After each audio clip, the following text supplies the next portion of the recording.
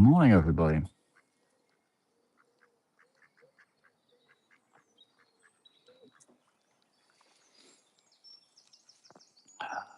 Yesterday, I think I was in a little bit of a quandary. But today, I'm very clear, very happy with myself,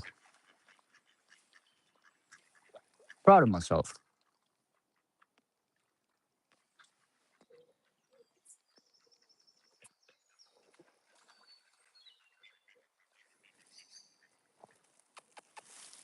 Come on, boys.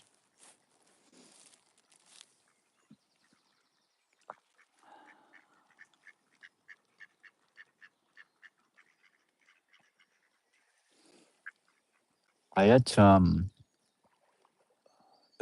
I think the biblical phrase or scripture, if you put it, uh, you cannot serve two masters, has been coming to mind to me for the last few days. I think a lot of us do that, don't we? A lot of us do that, and I think in the Bible it might be termed. I'm not sure, but I haven't read it recently. But I think is it sort of termed or phrased along the lines of you can't serve both God and the devil. And I don't even think it has to be as extreme as that. I think it can be I think it can be more along the lines of you can't serve another person and serve yourself. And I believe the remainder of that verse is you can't serve two masters, for you will love one and hate the other. And I don't know if it goes on to say, but which one you love and which one you hate, like who knows? So if you try and serve two masters, there's always going to be, at times they may align, but there's always going to be a conflict at some point. And I think for a lot of us, that means, um, that there's always going to be a conflict or a compromise in your integrity or values or judgment. And I think that's a root of many problems. When you compromise something, when you compromise something you kind of know you shouldn't, that kind of eats away at you. And in order to continue doing that, you've got to kind of let it continue eating away at you. And you stop trusting yourself, and you stop trusting the guidance that the universe has imposed inside of you. Because we do have that, and I believe we have that. I believe we all have that. I believe we all have deep internal compasses that guide us of what it is we should be doing, and of letting us know what we think is right.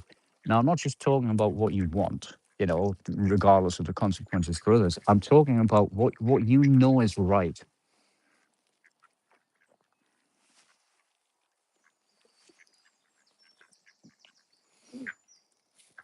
And if you are in a situation where you're being made to do or choose something that you know is not right, and I'm not even talking about bad things, I'm just talking about wrong choices.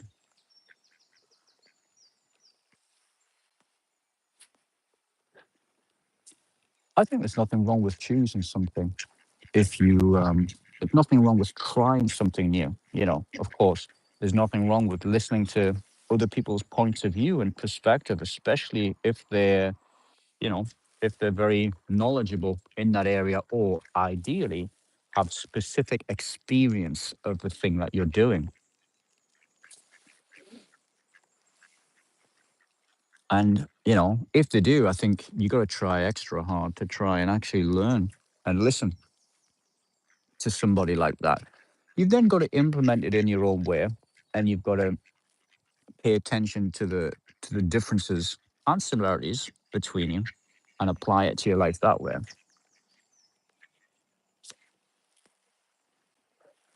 And you got to be careful you're not just being stuck in your ways.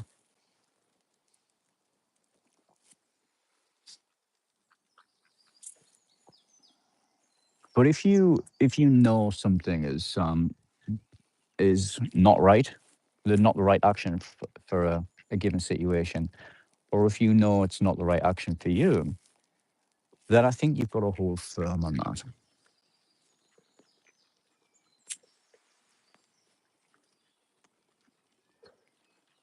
And I was put in a situation yesterday where it was kind of creeping that I knew things weren't right. And I was finding I was getting a bit overwhelmed. Now, the old me, you know, when I was a lot younger, I would have kind of fought through that and tried to just get through that as best I can. But these days, I just stop what I'm doing at that point. Whatever it is, I just stop, no matter how important it is.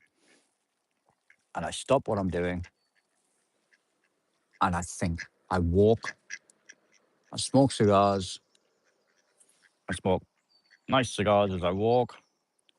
I I walk, I think,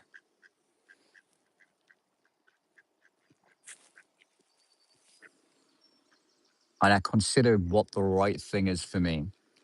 And I obviously consider all the consequences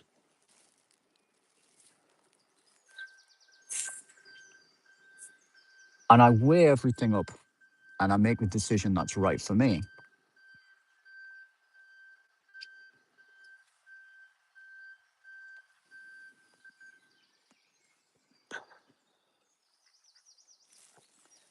And I think that's really important. And I think that is where the line you cannot serve two masters comes into play. Because you cannot serve another person while still loving. Some people say God. I think of it more as yourself. You know, you cannot love yourself whilst diminishing yourself before others, whilst accepting something you know to be wrong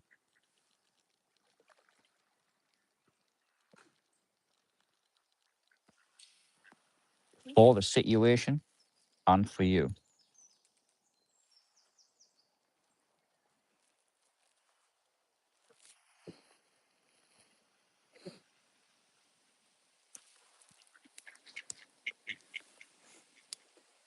Now,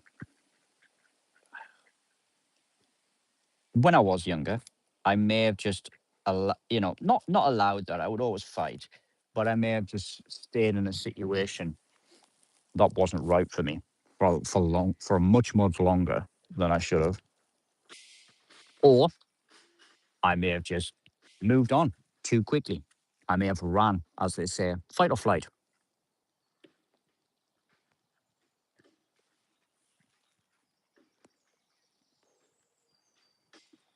But I think there's a third option, what they don't often talk about. There's fight, flight, or ignore. Is there a word beginning with F? Forget. Fight, flight, or forget. I think we shouldn't be talking about the two prime things. I think we should be talking about three. I think there's three options that we have as people: fight, flight, or forget. And quite often we do a combination. So we fight, then we forget. We fight, then we flee. We flee, then we forget.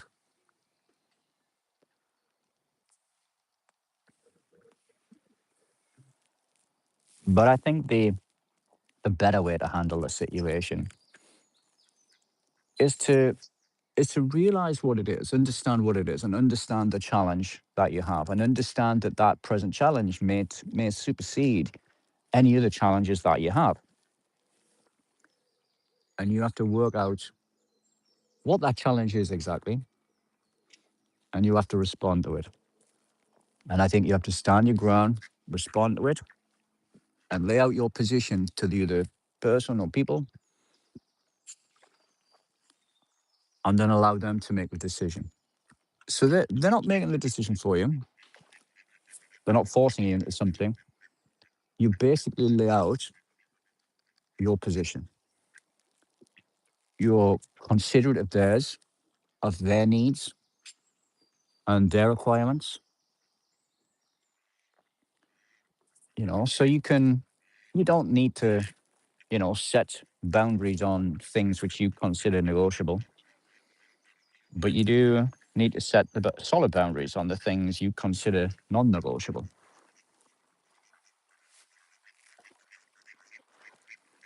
And depending upon the conversation, it may not warrant, a full-out statement of everything, but beginning to put people in the picture of where you are is a good thing. And if they then read into that, that's fantastic. You don't have to lay out every little thing. But if they don't, then there comes a point where you've got to just very straightforward lay out your exact position. Now you also have to consider the consequences of that. If the if your position is accepted and then situation goes in your favor, well, that's a really great result. As long as it's actually as long as you are actually making a good decision and you're right. If it's not, if you're doing this because of some trauma or some other issue, and you end up making a bad decision for the group, well, then that's a bad thing. But you have to consider the consequences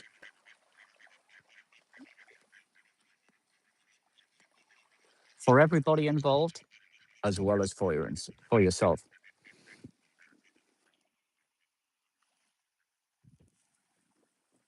So I come to a position today where I have to lay out my position, and it would be a lot easier for me to stay quiet, keep my head down.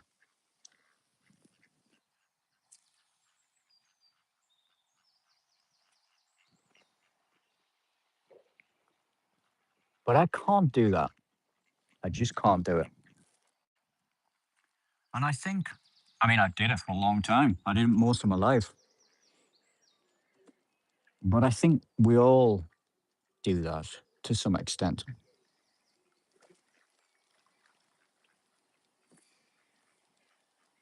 But I think that costs us. And I think it costs us everything.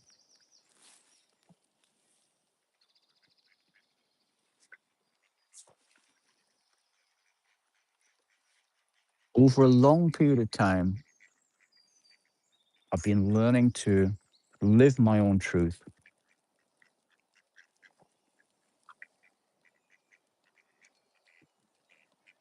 And I'm not sure if everybody's truth is very individual, but I think mine is.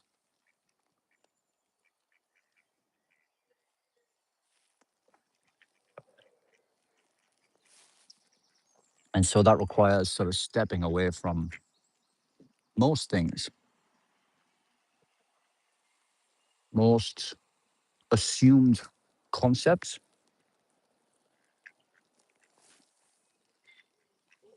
and really looking for the truth of any given situation. Now, it's quite a painful thing because that requires a lot of, oh, this guy's really hurt. Hey, son. Now, there was a male duck who he was limping. He's been limping for a while. So it may be that has progressed further for him. So it obviously looks like that right foot, he can't put it down. Um, Now it looks like, well, I don't know if he always had, but it looks like he's lost the end of the toe. but I can't see if that's a fresh injury or not. Um, Might be very sore for him. Hopefully, it's just that. Hopefully, it's just a physical injury. Are you hungry, son? I don't want to scare you and make you move when you don't want to. Yeah, you're okay. You're okay. You're okay, buddy. You don't have to go. I'm just helping you out. There you go. Oh, I'm sorry.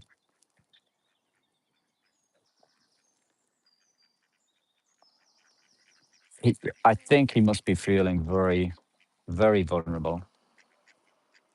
Poor guy. He's probably better off getting in the water. Why don't you get in the water? I'll feed you in the water.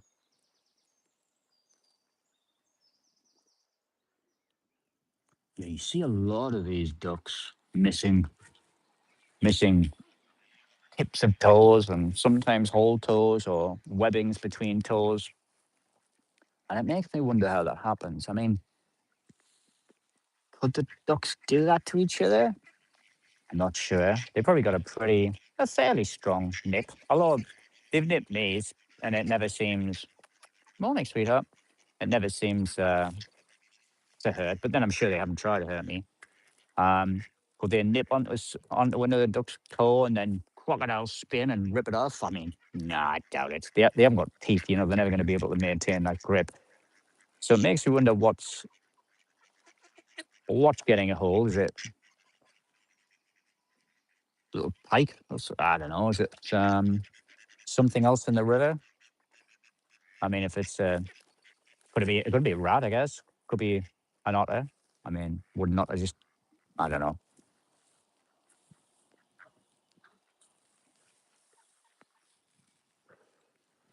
And if there is something in the water, then it would make sense because every now and again, and I may have shown it on the videos. Every now and again, they'll all jump out of the river quick, smart, and they'll panic and they'll all crane their necks.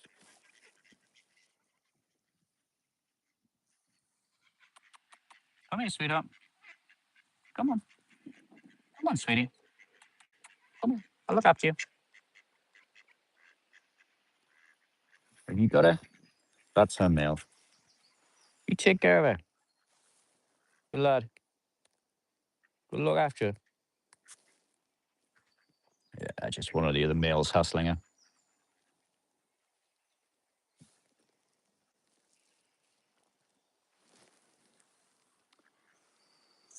Um, yeah, so I forget where it was.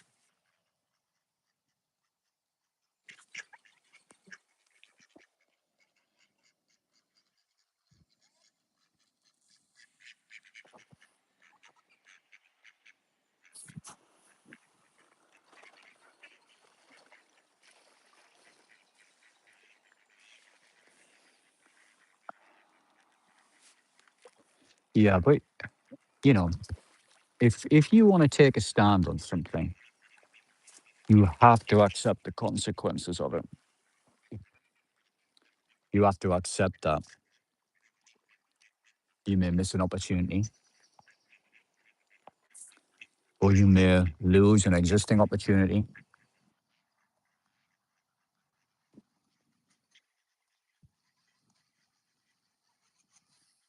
I think the key to that is being in a strong enough position that you can do that.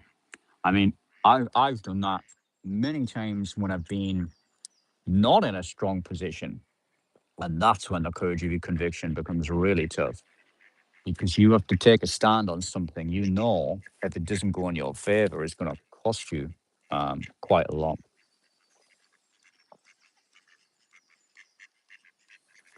But this is a strange thing.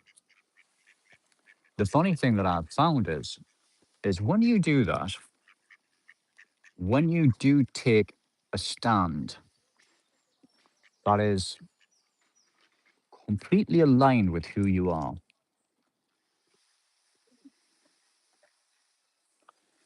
and if you get that decision really right, and if you do it for the right reasons, and even though it's a scary decision to make, I often find that new opportunities present themselves extremely quickly.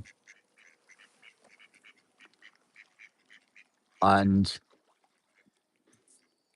there's some probable psychological reason for that. For example, maybe the reason you're in that situation is a small character flaw or weakness that you have. And by taking that position, you force yourself to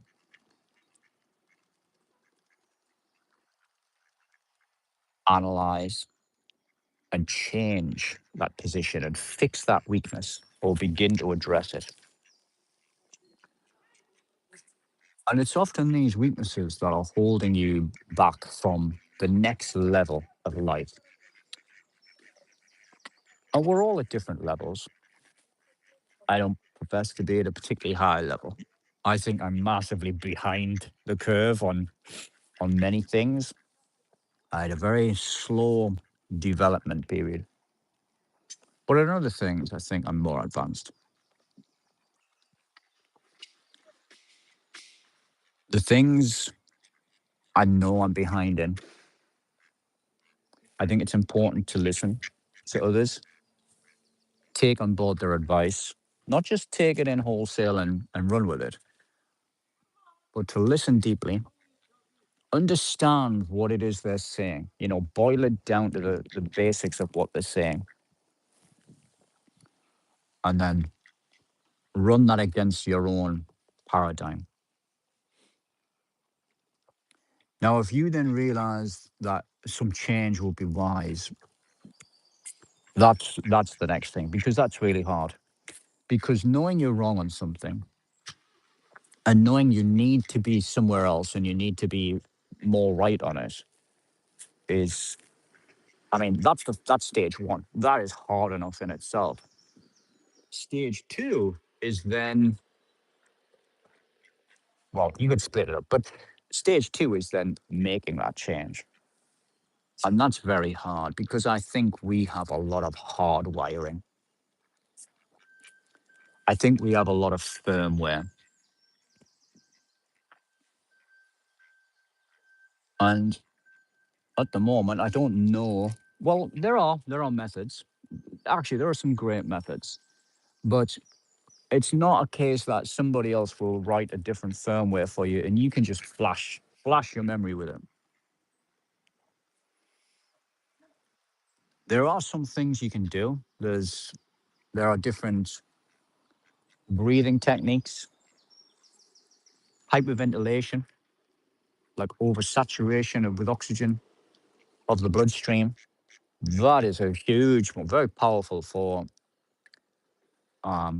releasing trauma and resetting patterns. That's huge, but it's very hard. You can only do that so deep, so often. The body and the mind needs time to reset, to adapt to major changes like that.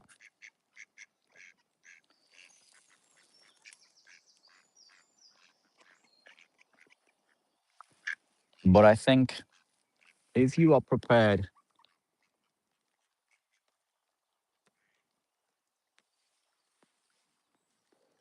to suffer the consequences of your decision,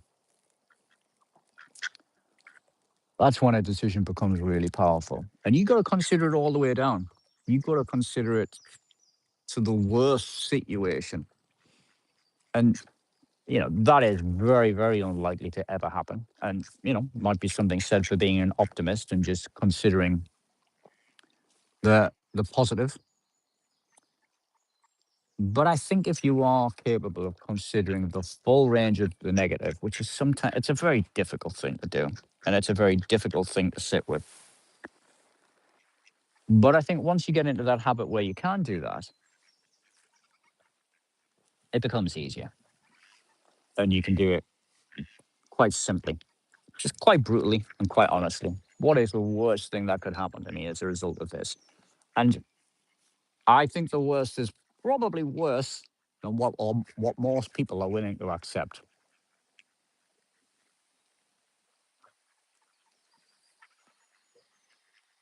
But it's also probably not as bad as people think it is, you know.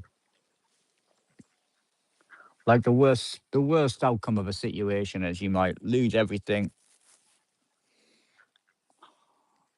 and die in agony.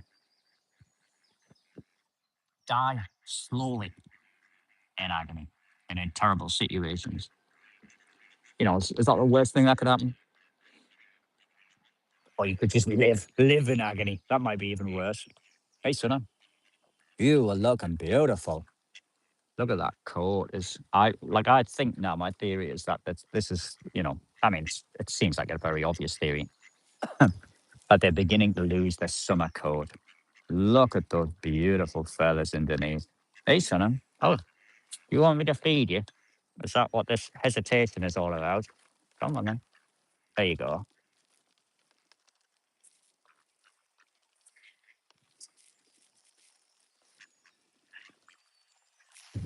Okay. Oh,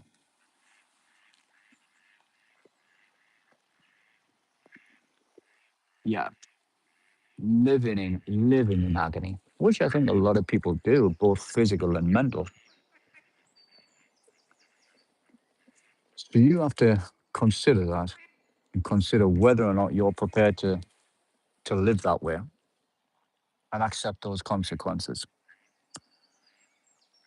Obviously, you don't want them, and it would make sense to do everything you can to avoid them.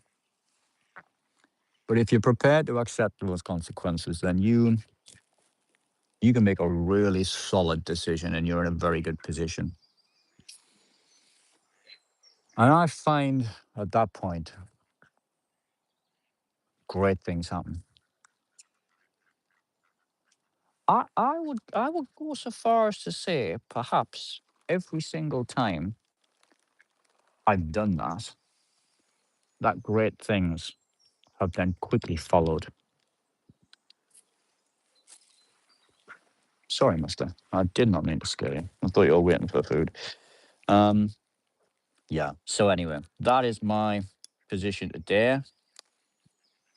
I'll be stating my position very kindly, very informatively, not spitting out my dummy, but I'm stating my position very clearly for people.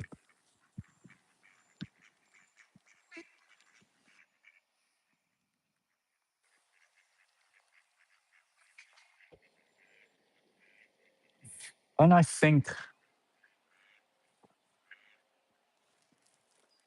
you may well find that people need you more than you need them, especially if they're asking you to do something.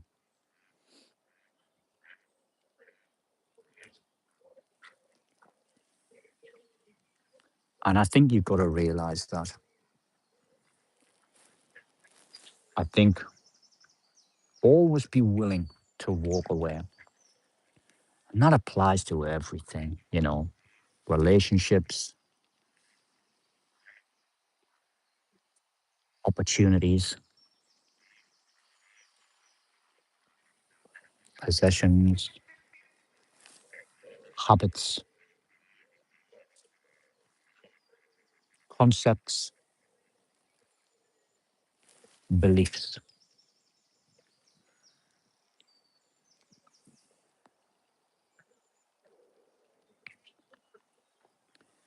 If you walk away from any of those things from a position of deep understanding of yourself, from a position of strength and confidence, as opposed to, like fear and anxiety. I've always found that pans out.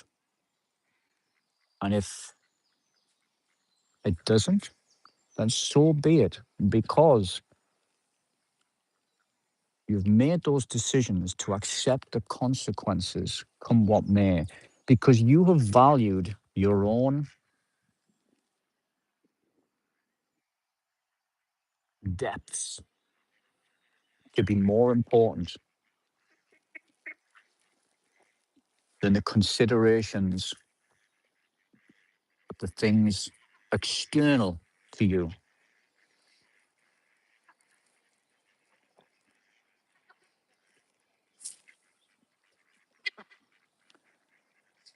Now, this doesn't mean being selfish.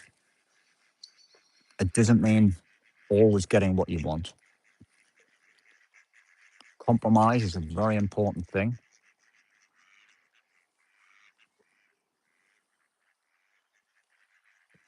But there's a way for you to generally get what you want or compromise in an area that you don't really care about. You know, I'm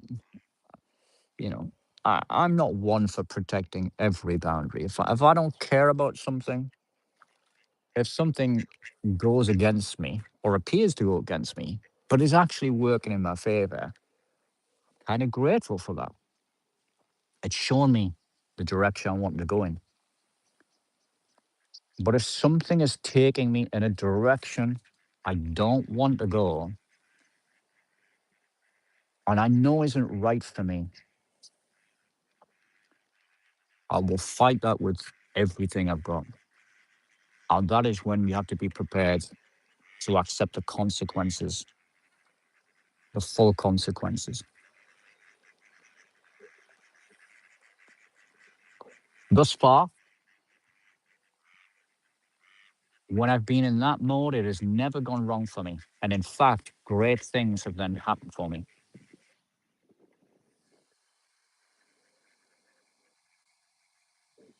Now, that might change. And one day, the worst thing ever might happen to me. But I prepared myself for that. And I'm willing to accept that because you have to go down into your depths and you have to understand that we're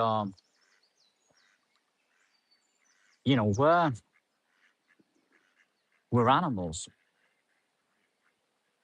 We're animals on this planet. And animals get injured and killed and harmed and tortured even all the time on this planet. Why should we be different? You know, I'm not saying that all of us should experience that. If you can avoid that and live your life and, follow your own values, then what a great life, what a wonderful life. So I'm not saying you should look for that. Hopefully you saw that fish jumping in the background there. Um, but if you have to take some problems, some suffering, I think you should take that head on. And I think you should accept that and not run from it. And if the worst things possibly should happen, then you should simply face that.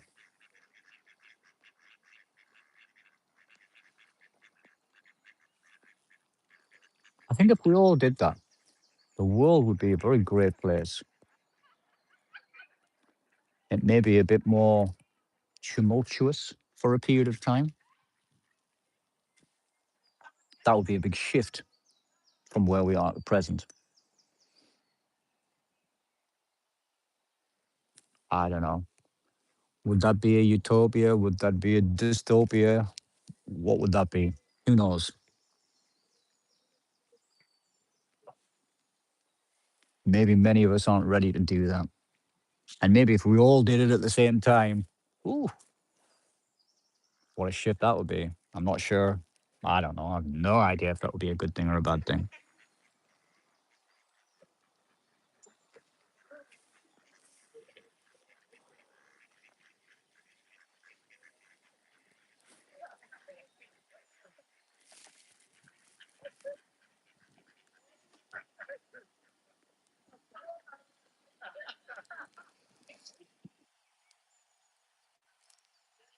So that's my position today.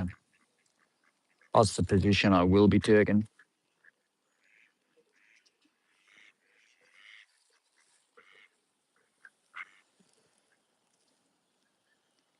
I think if you get to this position, it's most likely too late to salvage anyway.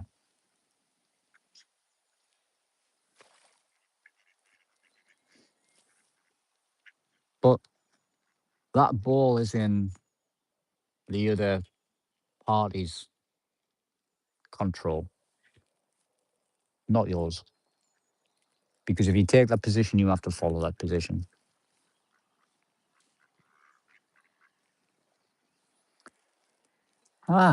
So I'll take a week of thinking and reflecting and giving the other parties the same time. They can make their decisions and I will make mine.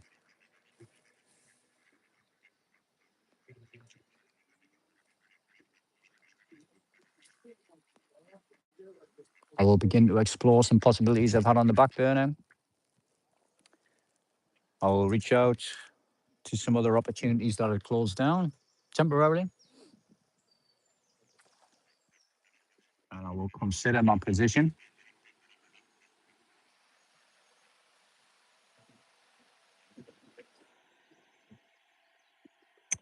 And I think I'm probably very likely to move in a different direction.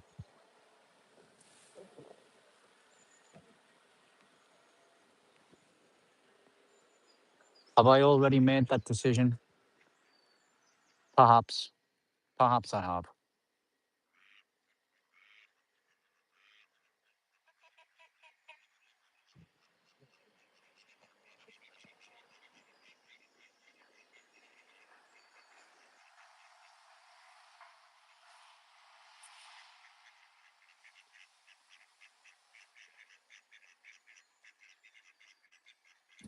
I think it's important to analyze when something breaks down and do it early. And for me, this is very early, still very early, very early period.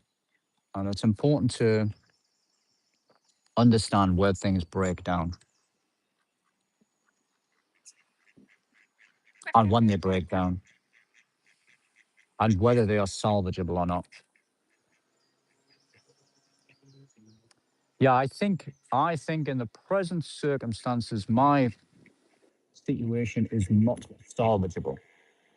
So there would have to be some major changes, perhaps on both sides. I'm willing to make changes. I'm willing to be held accountable for the areas that I should be and could be expected to be. Willing to analyze all performance openly and honestly, but I will not take accountability for things that are beyond my control or for things that I advised against. So I'm always very clear to document opposition to actions so that the consequences of those cannot come back on me later.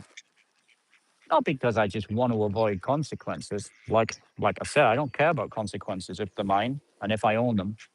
But I will not accept the consequences of other people's actions, especially when I've advised against them.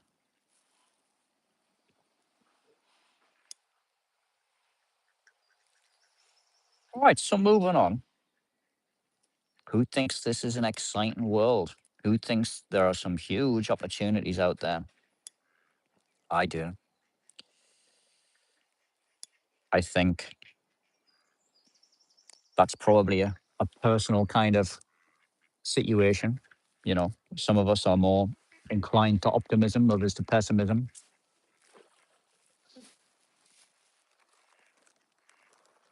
These little chicks can't really take the big pellets yet. I give them the seed, but it sinks quickly and they can't really get out.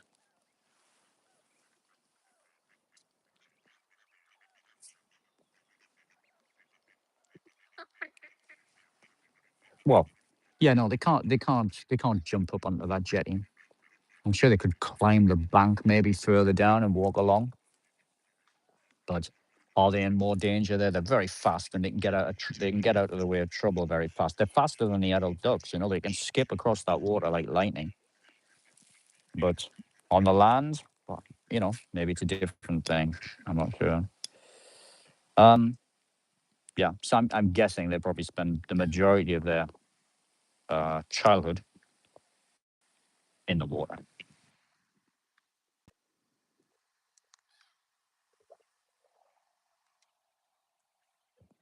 They're not strong enough to fight yet, so they're they're fast enough to flee.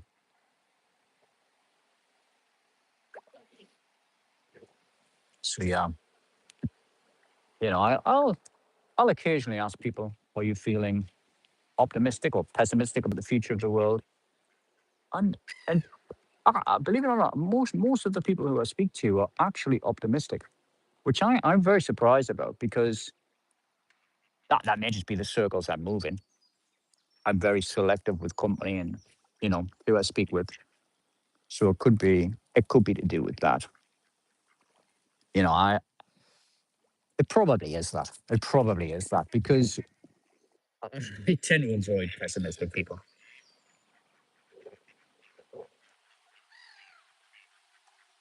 I like attracts like wants to attract like.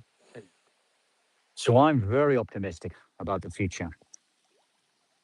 I think a lot of negativity is pushed onto us, and once you recognize that the real picture is not actually negativity, is not actually negative.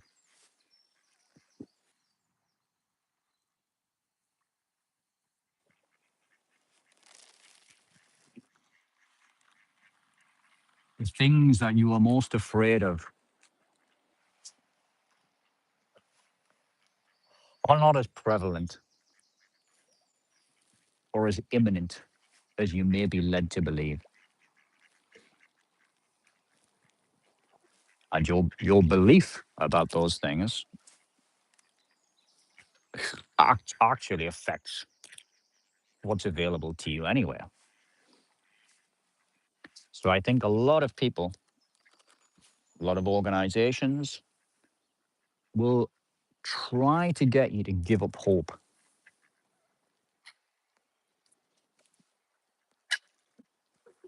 Without hope, you're much easier to control. There was the experiment with a rat, and somebody very, very pleasantly dropped a rat into a container of water with no probably high sides, no possibility of escape. I don't know if this is true, but this is what I've heard.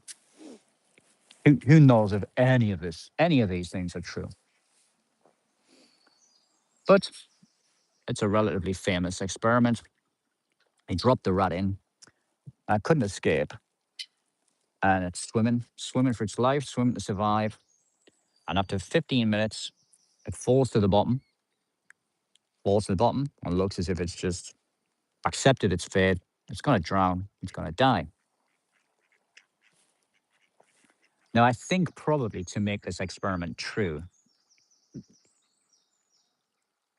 because you can't just run this on one rat. If they ran it on one, then that's a personality of that rat. But I think maybe this must have been repeated on multiple rats. So they must have let some drown, and then you know, one rat they plucked up from the bottom as it was, you know, as it once it had given up hope and it was about to die.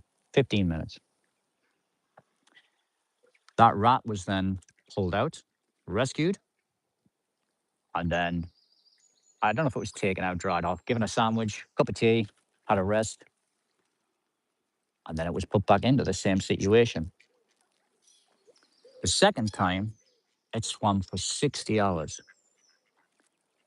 Now, I don't know what that really means, but the takeaway from the experimenter was that when you have hope, you can last a lot longer.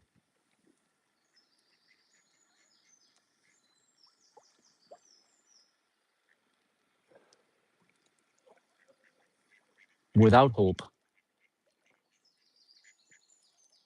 you have so much fear and you're very easy to control. I'm not I not only just choose to believe that there's more hope, I think there actually is. I think we live in a world of huge potential, infinite potential, maybe.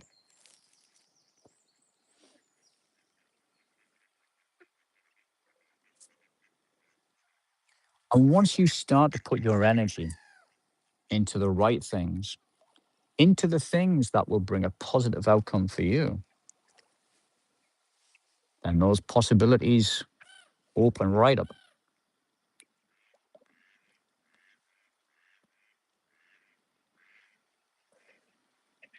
I would encourage everybody to hope for a better future. Hope that things will go very well for them. Don't be naive. You got to do something about it. There's the practical side of it. Start with the belief, and then you take action based upon that belief.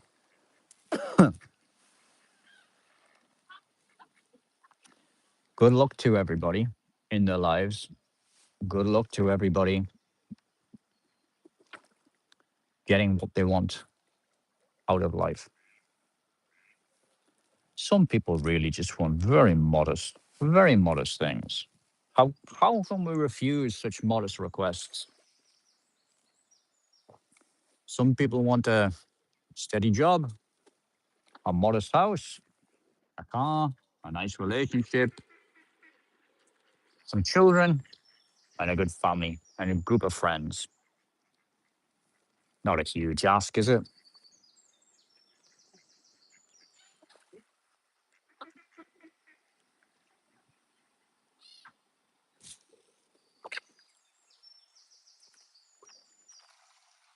Oh, not sure if you saw that, but the Dublin one at the goal. I hope you saw that. I've mentioned this a few times. These little ducks, maybe just one of them, they're not scared. I've seen one of them go at adult males, females, which to me is an even scarier prospect. Going after some of these females. And just there, we saw it really go for a goal. Now, that was going to attack it. That wasn't just a scare thing. That was an actual trying to get a hold of that goal. Was it protecting its mother?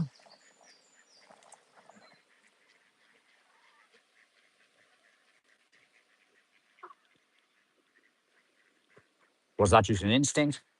Alpha male right there. Good for you, son. We need alpha males. We need alpha males in the world.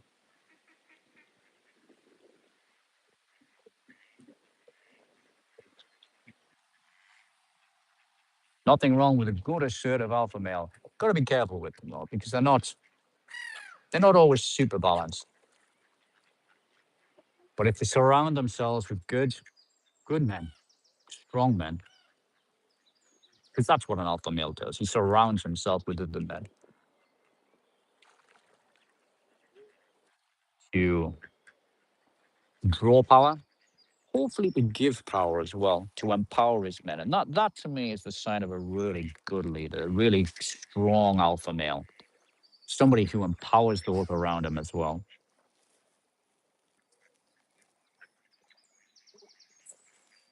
Those are the really successful ones. I've known a lot of alpha men. They're not always what you expect, you know. They're not always in good shape. They don't always look after themselves. They're not always good looking.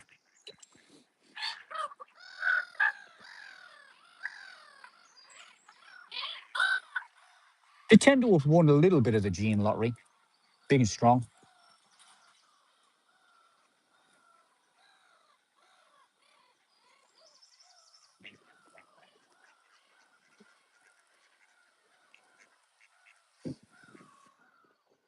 But a lot of them will dominate other men, and most likely women as well. I don't see so much the interactions with women.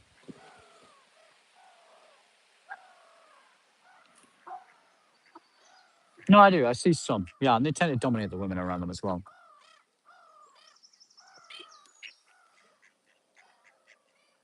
And people like that, they only derive their position of strength by taking it from others. Now, I've also met some other leaders who've empowered the people around them. And fuck me, that is somebody you do not wish to mess with. But likely you will never have to. and they're not really looking to mess with other people.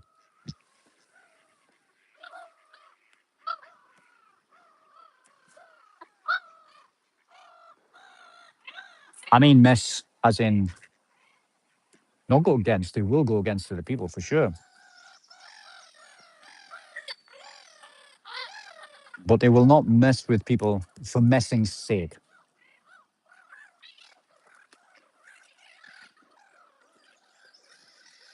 Lights on.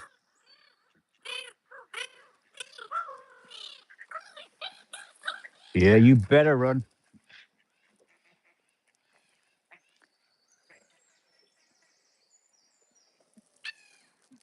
He's coming. You better run, son. You fucked up. Listen to me roar. Go on, son. You called it out. You kicked ass. Good for you. You stood your ground.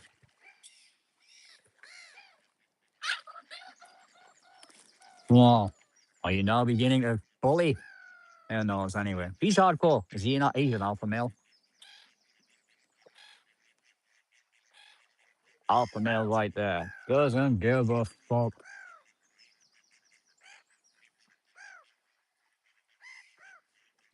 You can all fuck off, he's saying. Fuck all you.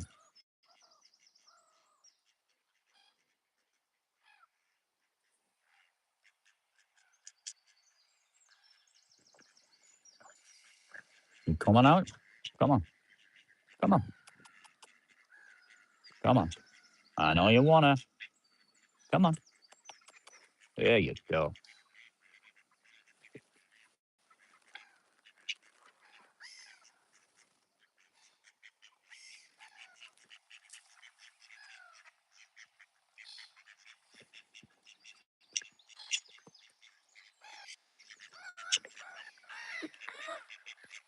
Really enjoyed my cigar this morning. Much bigger, fatter one to start the day.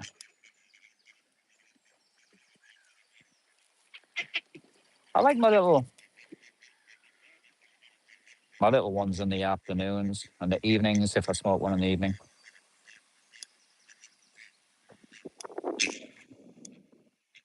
A better way to start your day than the flavors and the experience. A good quality, big fat Colombian cigar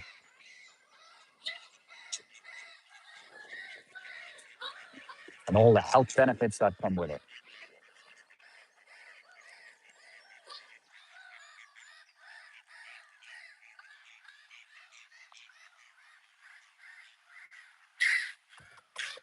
Come on, sweetie pie. Come on, baby. Come on. I know you wanna. I know you wanna. You've got to talk to these girls like that. You got to coo with them. There you go, baby. There you go, girl. You're so pretty. You're so pretty. Oh, here he comes to spoil the party. Go on, go fuck yourself. Go on.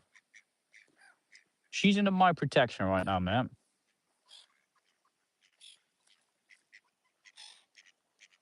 I will feed you also, if that's what you want. If you're jealous, you're not gonna fuck with her right now. You want some? You jealous, weren't you? You were jealous, boy. There's plenty, you know. I'll give to you too. But you're not gonna stop me giving to somebody else.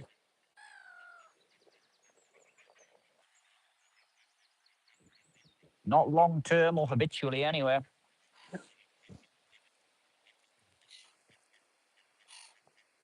Like this girl.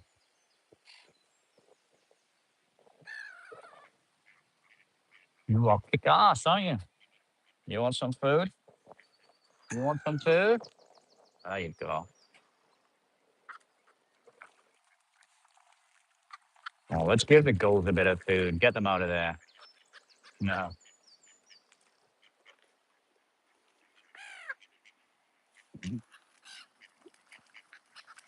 Yeah, you better get out of there, Mr. Duck. They got some sharp beaks and some fast dives. You can't take a group of them. Be sensible.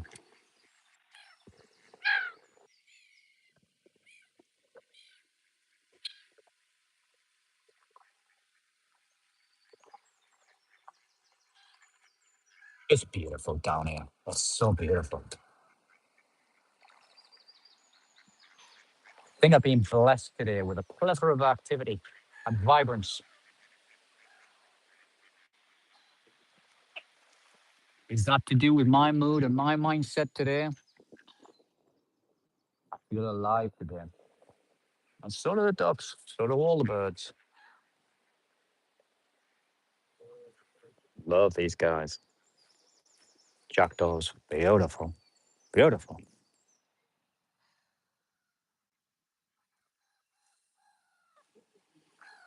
What else do we really need in life? A bit of nature, a bit of food, a bit of warmth, a bit of hope.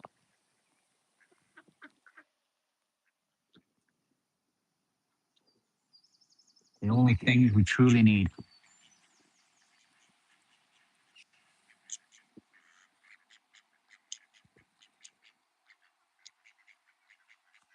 You have those, you have everything a man needs.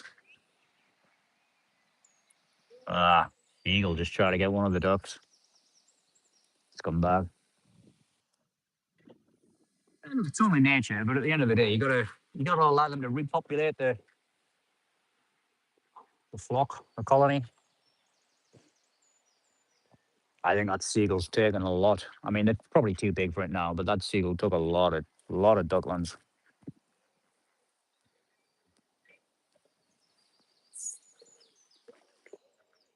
Something did.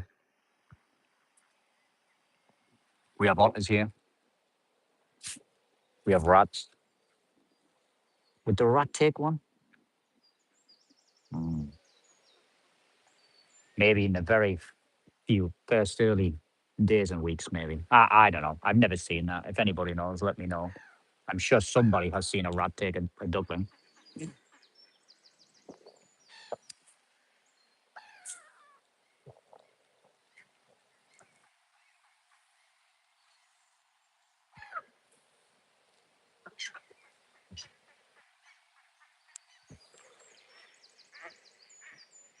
Here we are watching a group of animals go as close to reality as it gets. You know, they still face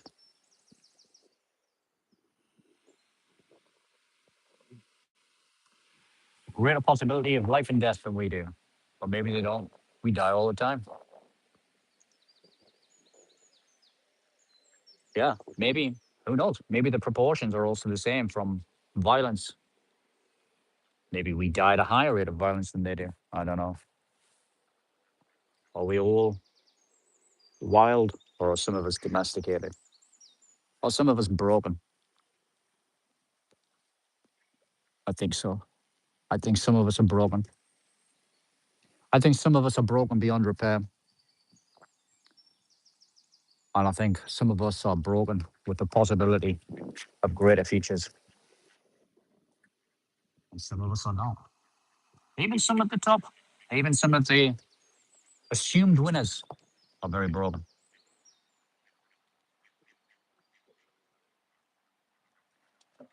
And not being broken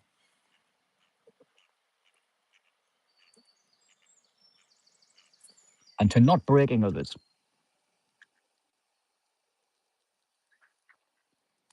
Amen.